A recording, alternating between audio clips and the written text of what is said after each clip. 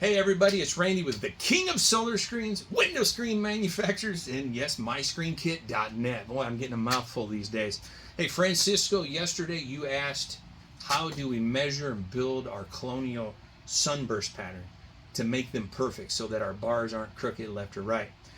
So here's our finished product, and what we're going to do is we're going to run inside my little office. I have a chalkboard, and hopefully I am able to describe how I come up with each one of these measurements. And then we'll come back out here and we'll build us another one because, as you can see, this one's ready. So come on along with me and we'll figure it out. Okay, so here I am in my cute little office. You guys have seen this chalkboard on so many different videos, it's not even funny. So what I've done here is hopefully I set this up to describe it correctly to measure your sunburst. And always remember, out on the road, left to right, bottoms up. When you measure everything, left to right, bottoms up. And then, of course, at our warehouse or when we have this on the bench, we do it just in the opposite direction, right to left. But, so here's a perfect sunburst. And let's just say, for instance, it's 36 inches wide, which thus gives it a height of about 18. Because as we know, when you create a true half moon, you're within about 1/8 of an inch of its half size. So 36, 18. But we know we've got an inside arch. So, of course, from our left to the center of it, we're going to measure. And then again, from the left to the center where it ends, we're going to measure.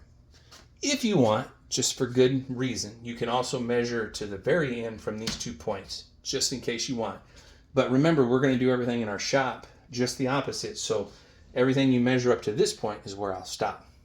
So what is on my next line? My next line is taking me to this point. When you're at your customer's house, measure in, and again, I'm just going to use a rough number and say that's 12 inches, and then measure straight up to the center of that bar, so that by the time you get back, you know that I measured 12 inches to get to the center of that bar, so we know right where to install it on the inside half moon. You can also do that in the center. So, and again, let's just say if we did this 12, this would be roughly 24, since this is a 36. So that would put us, well, 18, because that is our dead center. And then again, from the left all the way over, tell us exactly which, in this case, most likely, let's say it's 24. We're measuring straight down. All right. The third and final is the very, very tops of these sunburst patterns. And again, I measure from left to right out on the road, drawing a straight line up to this point so that I know that maybe this is, say, 6 inches in. So I know that when I install this, I'm going to measure 6 inches in and then put my square on it so that I have a perfect mark for right where my sunburst goes. I'm also going to do that again from the left all the way over here to get that final sunburst. And the reason I keep doing that always from the left to the right is because the size from, say, here to here may be 1/8 wider, could be 1/8 smaller than your opposite end. And you might end up then, of course, with your sunburst in the wrong position. We don't want to do that. So that is how I measure this to be perfect every time. And let me throw in one more thing. I know this is one of those dumb moments, but I also measure from the bottom to the center of the inside half moon. To the center. I always do the center because I'm also doing the center here. That way it allows me that flexibility of up and down just a hair. Obviously, if we did need to have it to the left or right of 16th, it will not show through the grid work. It'll look still flawless and beautiful. So let's head back out to the shop where I've already started pre-cutting a half moon, and we're going to put this together and see what we can come up with. Let's go. We're out here on the bench now, getting ready to build this. Francisco asked us yesterday, hey, with the sunburst pattern on Colonial, what's the best way to measure that? And here in just a few moments, we're going to run inside of the chalkboard where I drew it very detailed, and I hope it was detailed enough to know where to measure. But always remember this, out on the field, we measure left to right, bottom up. And the bench, remember our spline line's on the inside, so on the bench, we do right to left, bottoms up. So, as you can see in front of me, I already have a arch built with the sunburst pattern. And of course, if you need to know how to do arches, take a look at some of our archives. I have 5 or 6 different ways of building your arches. Now, as a manufacturer, I always use 1-inch frame. So what did I do here? Let's pull this out. So my inside, because mutton bar, and I'm just going to put this up closer to the cameraman now, mutton bar is not designed to be arched. If you try it, it will buckle and break. So again, I'm a huge enthusiast, or a guaranteed user, I should say, of 1 inch for my framework. So what I actually did was I took a piece of 3/4 inch, same color, but 3/4 inch, which is typically used for bug screens and pet screens. I did not have to add my spline line. Instead, I allowed that spline line to crush into it. After all, we want to see a nice clean look, and we preferably don't want it any wider than our mutton bar. I then, of course, put my typical pins to hold that in place, right where it belongs. So that's beautiful. So, all right, so again, there's 2 sizes that were Noah. They got the thinner one and then the thicker mutton bar. The last Colonial video we showed you, I used 2 of the thin ones, especially when you're a homeowner, or maybe you have a small shop where you don't have the opportunity to have a company that can create those notches in the thicker bar for you. So we did that overlay. Now when it comes to the Sunburst patterns or arches, I always use the thicker of the 2. And I tell you why. Because obviously what we're going to do is we're going to have our pin at the top that holds this in place. And what I've done is I've gone over to my bandsaw and I've cut this ear off.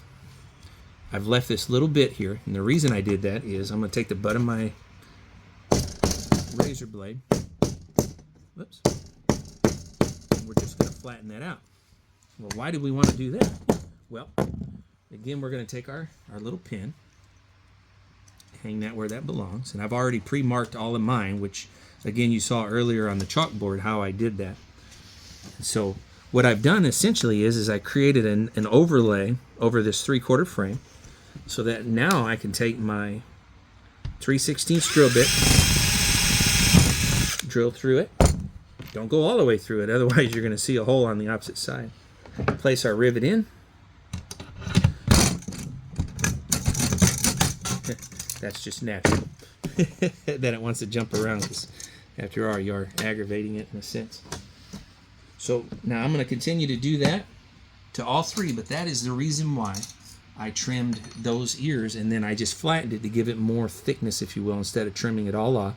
And again, I just used my bandsaw for that. So I'm going to go ahead and attach these last 3, and again, I already pre-marked everything, so it's just a matter of connecting.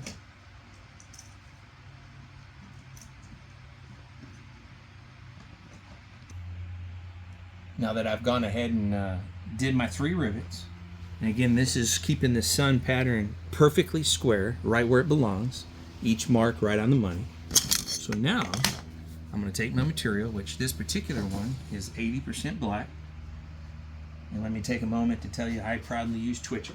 Made in America! Oh yeah, you know that's always exciting. So I'm going to use my 110 spline, which is just standard to what everything we do here with 80 and 90.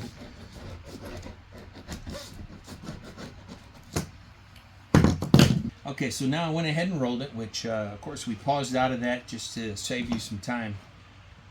Again, if you need to look at rolling, take a look at any of the other videos I've created. But what I'm going to go ahead and do now is just trim off this excess. That's a little spot where it looks like the spine didn't go very deep. There we go. Beautiful. Now that I've got all of that trimmed up, now we're going to make sure this pattern stays together forever. So, like I mentioned in other Colonial videos, if you're able to get a black rivet or even the dark bronze, that way it hides itself behind the material. And what I'm going to do is I'm going to go just inside. Remember those big mutton arms we use? I'm going to go right inside that one. Same there. But then I'm going to go into that 3/4 frame that we used for the inside half moon 2 times. And that's it, especially for an arch this size. This is just too easy, too perfect. So I hope more than anything, I was able to make that easy as 1, 2, 3 when it comes to measuring your sunburst pattern, and as we did on the chalkboard a little while ago, and see right where each and every one of those arms is easiest, so that by the time you get out there to install it on your customers, it doesn't look like a prison cell with bars running everywhere. You know, and I use that occasionally in It doesn't look like you want to be in prison. So here's your finished product. Wow. A little dirt on that, but oh my gosh, this is gorgeous. Man. Oh, I love it. And that's it. King of Solar Screens at Gmail. Follow us here on the YouTube channel. I'm always available for anything when it comes to this industry of window screens anywhere in our beautiful country. I'm always willing to help and do all I can. Oh, and then I'm going to put a big shout out. I'm wearing my Oklahoma shirt today. It's not because I'm like wanting to be a boomer sooner, but because of the beautiful woman that's behind that video right now. She, in my opinion, is the best thing Oklahoma ever brought out. Oh, baby. And I get to call her my wife. So, thank you guys.